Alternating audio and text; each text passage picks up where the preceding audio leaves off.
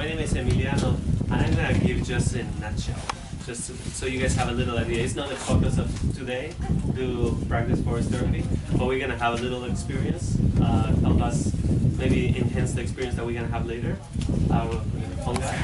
So forest therapy, I don't know how many of any of you have participated in a walk? Nobody else? Okay, it's kind of new. About a year and a half ago, through Chico State and the North Valley Community Foundation, a group of 15 of people here in our community, we were certified with the Association for Nature and Forest Therapy. So now we're doing a lot of work in our community. Especially the main focus was to help people who have experienced, the aftermath of the campfire. That is our main focus. But we also work open to the community, doing guiding different walks. Forest therapy is it's inspired in the practice, in Japanese practice of Shirin-yoku. So Shirin-yoku is a practice that started in Japan, but it's not an Asian practice. It's something very new, actually. It started in the 1980s. And it was not started by spiritual people living in the mountain. It was actually started by researchers. So the Japanese economy in the 50s, 60s, 70s, after the Second War, it was moving from the farm to the cities, from farming to developing technology. So the Japanese government started seeing a spike in autoimmune disease conditions in their population. So they were asking, what can we do about it? How can we work in the preventive side of this? And so they sent different group of researchers in different areas. And one of those groups just simply asked the question, what happened when human beings are exposed to nature? So basically they measure stress hormones with their saliva before and after 2-3 hours exposure. And they started noticing that people really activate their parasympathetic side of the nervous system.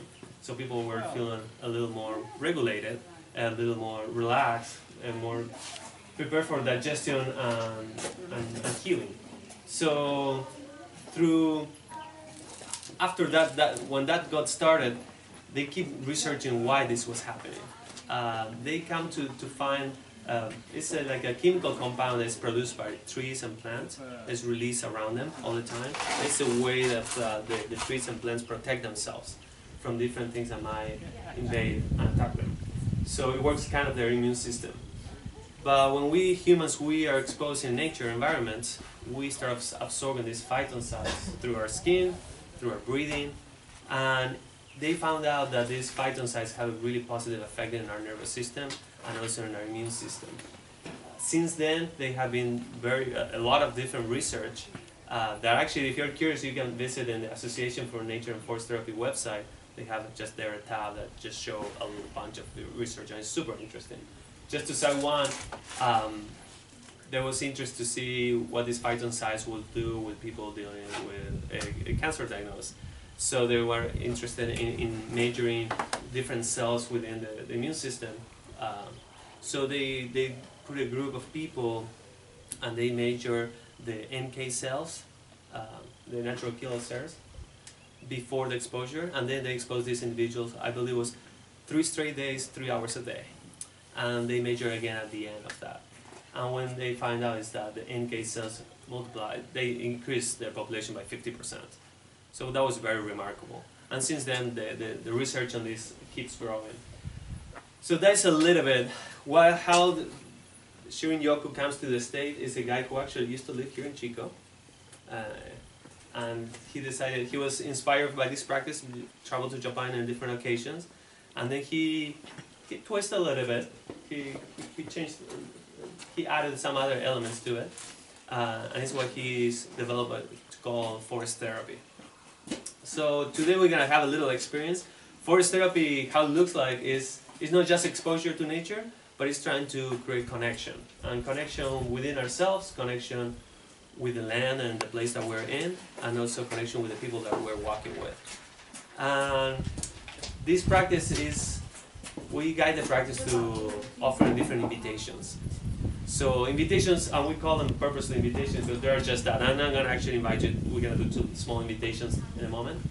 And we call them invitation because it's up to you how you want to engage with what is being proposed, right? So you always feel empowered and the freedom to engage literally exactly word by word how it's proposed to you, or adapt it in whatever way makes you feel more comfortable and speaks better to you, right? And also you can skip it altogether, of course. So that's the idea with this. And after each invitation, they're like little things that we do. We gather and we have a little sharing, and the sharing is also an invitation.